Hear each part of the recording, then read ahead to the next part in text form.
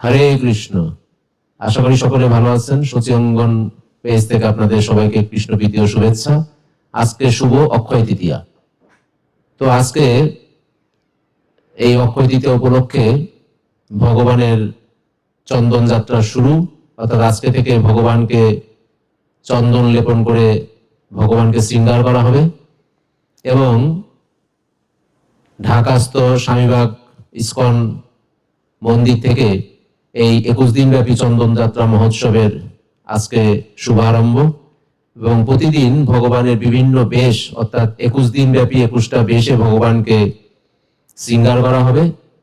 তা আমরা সচি অঙ্গন পেজ থেকে আপনাদের কাছে প্রতিদিন ভগবানের যেই বেশটা মন্দিরে প্রদর্শন করা হবে, ভগবানকে যেই বেশে সাজানো হবে, শৃঙ্গার করা হবে, তো প্রতিদিন সেই বেশের ভগবানকে যেই বেশে সাজানো হবে সেই বেশের লীলা মাহাত্ম্য এবং ভগবান কেন এই লীলাটি সংগঠিত করেছিলেন এবং এই লীলা থেকে আমরা যারা জীবাত্মারা রয়েছি, বদ্ধ জীবেরা রয়েছি, এই লীলা থেকে আমরা কি শিক্ষা গ্রহণ করব, কেন ভগবান এই লীলাগুলি করেছেন, তা আমরা প্রতিদিন প্রতিটা বেশের জন্য আমরা সচি অঙ্গন পেজ থেকে আমরা আলোকপাত করার চেষ্টা করব।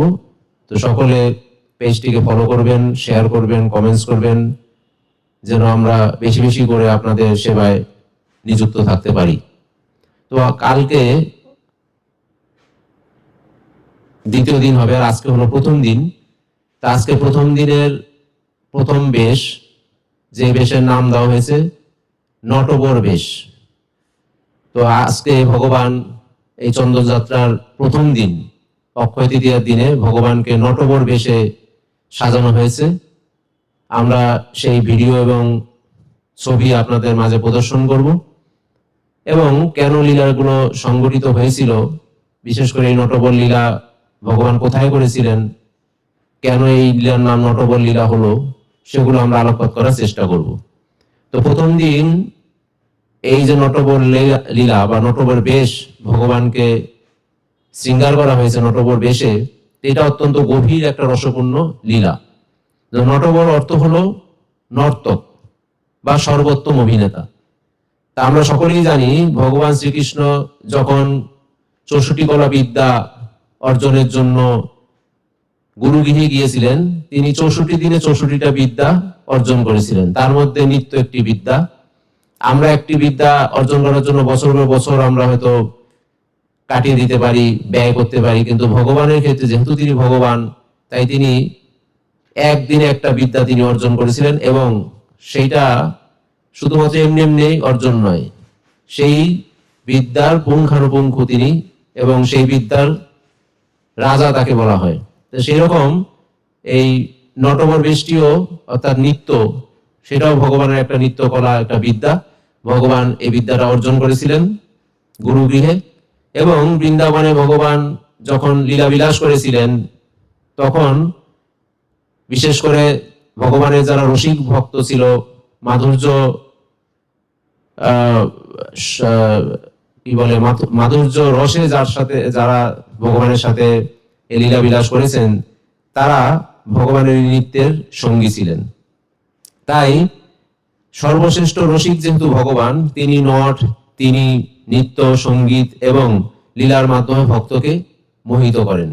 তা নটবর লীলা মৃত এই জন্য বলা হচ্ছে যে বৃন্দাবনে যখন ভগবান শ্রীকৃষ্ণ গোপ গোপীদের সাথে রাসলীলা অংশগ্রহণ করতেন, মিলিত হতেন, তখন তিনি শুধু সেখানে ঈশ্বর হিসাবেই নন, ঈশ্বর নন, তিনি ছিলেন একজন নটবর, অর্থাৎ বিখ্যাত বা প্রখ্যাত বা সর্বশ্রেষ্ঠ নর্তক বা নৃত্যশিল্পী। বিশেষত যারা রাসলীলা এবং বনভোজন লীলা, ভগবানের এই সমস্ত লীলাগুলো দর্শন করেছে, এই নটবর রূপ তার মধ্যে হলো সর্বাধিক প্রকাশিত। তাই ভগবানকে আজকে আমাদের মন্দিরে নটবর বেশে ভগবানকে সজ্জিত করা হয়েছে।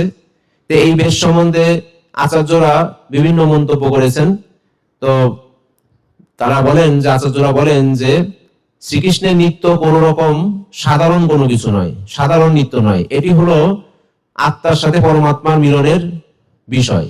ভগবান শ্রীকৃষ্ণ যখন নৃত্য করতেন এবং সমস্ত গোপীরা শ্রীমতী রাধারানী যখন তার নৃত্যের সহিত সংযুক্ত হতেন, নৃত্যের সাথে যোগদান করতেন নৃত্যের সহিত, তখন সেটাকে বোঝানো হতো যে আত্মার সাথে পরমাত্মার মিলন, প্রতীকী মিলন।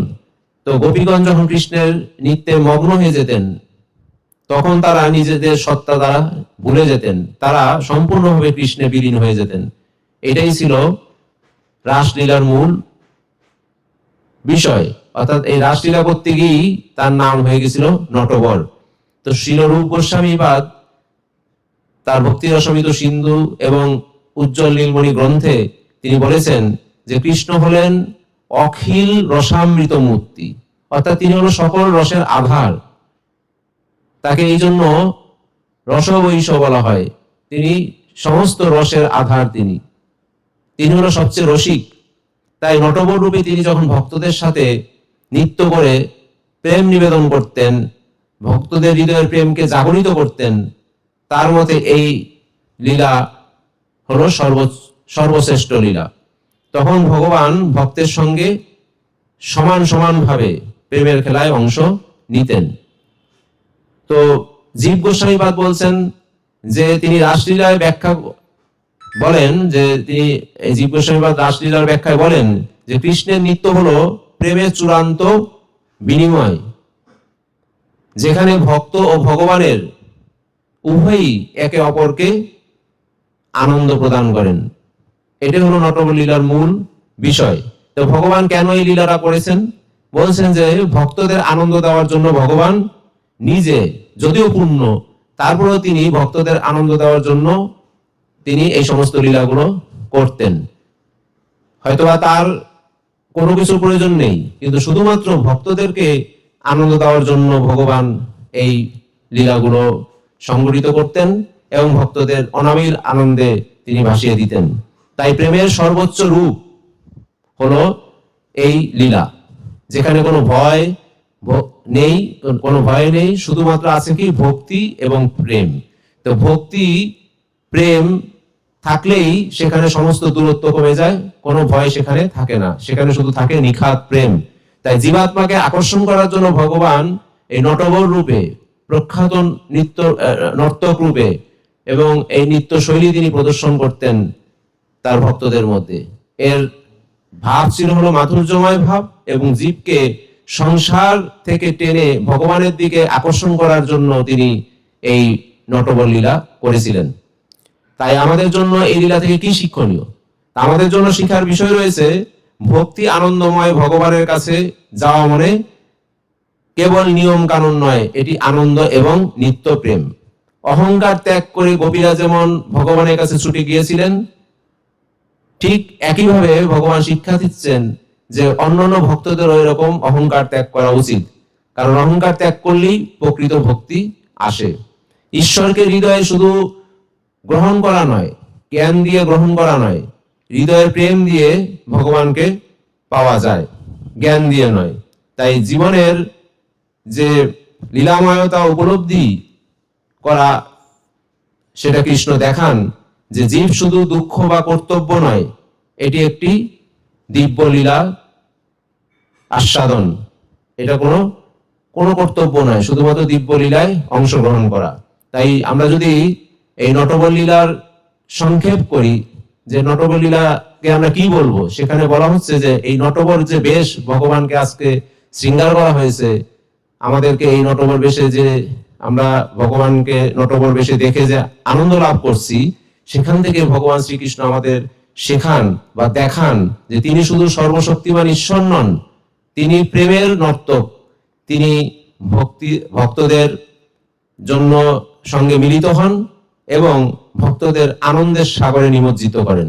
তাই আসুন আমরা ভগবানের এই নটবর লীলা দর্শন করি এবং মন্দিরে এসে ভগবানের সেই অপূর্ব নটবর লীলা যে মন্দিরে প্রদর্শন করা হচ্ছে, সেটা দর্শন করে নিজের জীবনকে ধন্য করি এবং আমরা সব সময় এরকম মনে করব যে ভগবানের যে অপরূপ লীলাগুলো আমাদের আচার্যরা ব্যাখ্যা করে গেছেন, সেগুলো যেন সবসময় আমাদের মানসপটে ভেসে বেড়ায়।